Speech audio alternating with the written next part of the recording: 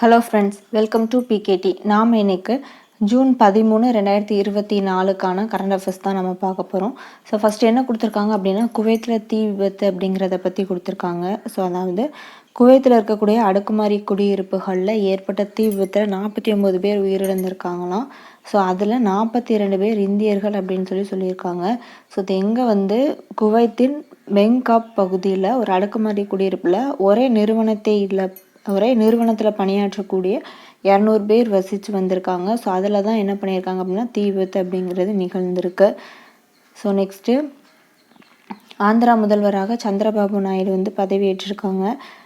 So துணை முதல்வராக Pawan Kalyan பதவியேற்றிருக்காங்க. So அவங்க உட்பட மொத்தமாக 25 அமைச்சர்கள் பதவியேற்க இருக்காங்க. நெக்ஸ்ட்டு ஜூன் 24 நம்மளுடைய மக்களவை கூடுது. அதாவது கூட்டம் கூடுது. எதிர்கட்சிகளுக்கு மத்திய அரசு வேண்டுகோள் விடுத்திருக்காங்க. ஸோ இது என்னன்னு பார்த்தோன்னா, மக்களவைக்கான தேர்தல் இப்போ நடந்தது இல்லையா. ஸோ இது 18வது மக்களவையின் முதல் கட்டத்துக்கு 24ஆம் தேதி தொடங்கி ஜூலை 3ஆம் தேதி வரை நடைபெற இருக்கு. ஸோ இதில் புதிய எம்எல்ஏக்கள் பதவியேற்பதோடு மக்களவை தலைவரையும் தேர்வு செய்ய இருக்காங்க. ஸோ மாநிலங்களவை அமர்வு ஜூன் 27 முதல் ஜூலை 3 வரை நடைபெற இருக்கு. ஜூன் 27ஆம் தேதி இரு அவைகளுடைய கூட்டத்தில் குடியரசுத் தலைவர் திரௌபதி முர்மு அவர்கள் உரையாற்ற இருக்கிறாங்க. ஸோ நெக்ஸ்ட்டு பட்ஜெட் தாக்கல் பற்றி சொல்லியிருக்காங்க. மக்களவைத் தேர்தலுக்கு முன்பாக கடந்த பிப்ரவரியில் மத்திய இடைக்கால பட்ஜெட் தாக்குதல் செய்யப்பட்டிருந்துச்சு.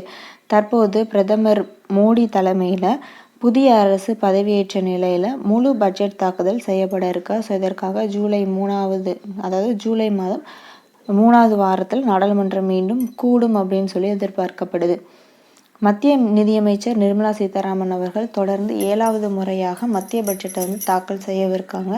ஸோ இதுக்கு முன்னாடி 6 முறை பட்ஜெட் தாக்கல் செய்தவர் அப்படிங்கிற சாதனையோட இருந்தவங்க மொரார்ஜி தேசாய், அதாவது முன்னாள் நிதியமைச்சர் மொரார்ஜி தேசாய். ஸோ இப்போ நிர்மலா சீதாராமன் அவர்கள் அதையும் தாண்டி 7வது முறையாக பட்ஜெட் தாக்கல் செய்ய இருக்காங்க. ஸோ இது ஒரு புதிய சாதனை படைக்கிறாங்க அப்படின்னு சொல்லியிருக்காங்க.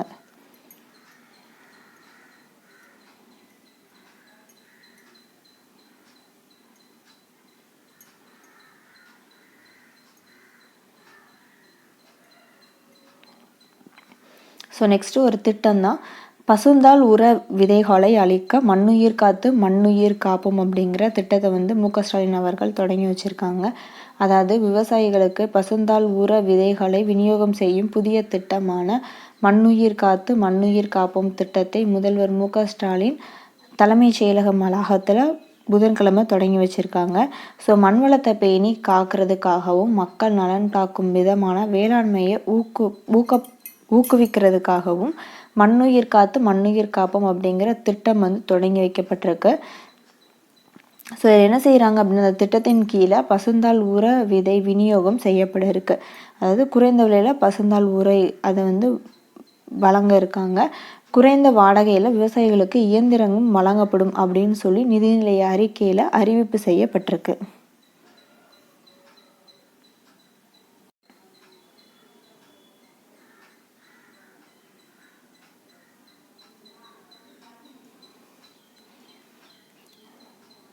நெக்ஸ்ட் ஒரு ஆர்டிக்கிள் தான் கொடுத்துருக்காங்க. அதாவது இப்போ மரங்கள்லாம் வெட்டப்படுது இல்லையா, இயற்கை அழிக்கப்படுறதை பற்றி ஒரு ஆர்டிக்கிள் கொடுத்துருக்காங்க. ஸோ இப்போ ரீசெண்டாக தில்லியில் தெற்காசிய பல்கலைக்கழகத்திற்கு செல்லக்கூடிய சாலையில் இருந்த மரங்கள் 1000த்திற்கும் அதிகமான மரங்கள் வெட்டப்பட்டுச்சு. ஸோ இதனால் சமூக ஆர்வலர் ஒருவர் கேஸ் போட்டிருக்காங்க. ஸோ அதை பற்றின ஒரு இதுதான் கொடுத்துருக்காங்க. ஸோ 2018 2022 வரையிலான 5 ஆண்டுகளில் தோட்டங்களில் காணப்பட்ட 50 லட்சத்துக்கும் அதிகமான மரங்கள் அழிக்கப்பட்டிருக்கு. ஸோ அதற்கு பல காரணங்கள் குறிப்பிடப்படுது அப்படின்னு சொல்லியிருக்காங்க. நாளுக்கு நாள் விவசாயத்தில் நிகழும் மாற்றங்களும் காரணமாக இருக்குது. தோட்டங்களில் அழிக்கப்பட்டு நெல் பயிருக்காக விளைநிலங்களாக மாற்றப்பட்டு இருக்கு. தேக்கு உள்ளிட்ட மரங்களுக்கு பதிலாக பல தோட்டங்கள் பணப்பயிர்கள் ஆகியவையாவும் பயிரிடப்படுது அப்படின்னு மாற்றப்பட்டிருக்கு அப்படின்னு சொல்லியிருக்காங்க. ஸோ இந்தியாவின் மொத்த நிலப்பரப்பில் 1/4 பங்குக்கும் அதிகமாக பூமி பாலைவனமாக மாறிக்கொண்டு இருக்கு. ஸோ ஸோ காப்பு காடுகளை உருவாக்குவது என்பது அடர்ந்த காடுகளில் உள்ள மரங்களுக்கு மாற்றாக நமக்கு ஒரு தீர்வாக இருக்கும் அப்படின்னு சொல்லியிருப்பாங்க. ஸோ நெக்ஸ்ட்டு G7 மாநாடு நடக்கு. ஸோ அதற்காக பிரதமர் மோடி அவர்கள் இத்தாலிக்கு பயணம் செய்ய இருக்காங்க.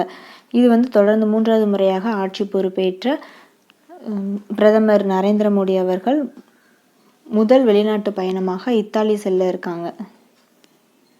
ஸோ எதற்காக அப்படின்னா G7 மாநாடுக்காக.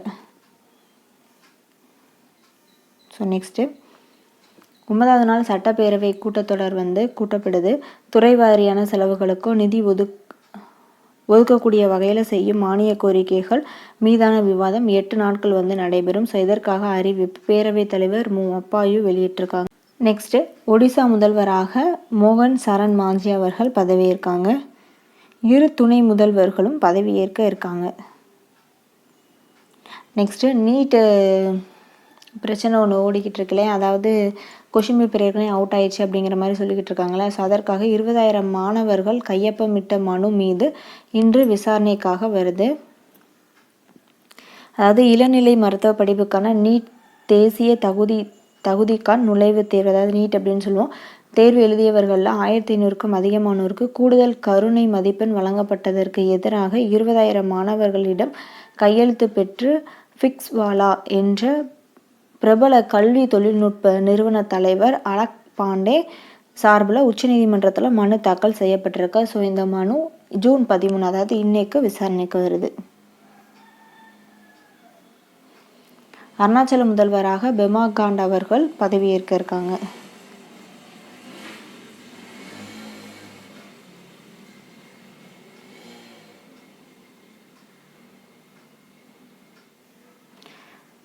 ஸோ இதில் வந்து T20 உலகக்கோப்பை போட்டியில் 25வது ஆட்டத்தில் இந்தியா 7 விக்கெட்கள் வித்தியாசத்தில் அமெரிக்காவை வென்றிருக்கு. ஸோ இத்துடன் தொடர்ந்து 3வது வெற்றியை பதிவு செஞ்சுருக்காங்க நம்மளுடைய இந்தியா. ஸோ நெக்ஸ்ட்டு சூப்பர் 8 அப்படிங்கிற சுற்றுக்கும் தகுதி பெற்றிருக்காங்க.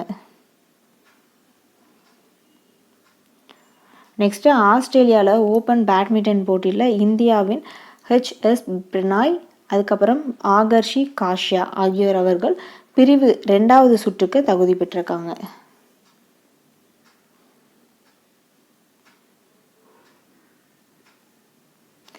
ஓகே ஃப்ரெண்ட்ஸ், இன்னோட கரண்ட் அஃபேர்ஸ் முடிஞ்சிருச்சு. ஸோ நெக்ஸ்ட்டு கரண்ட் அஃபேர்ஸ் நாளைக்கு பார்க்கலாம்.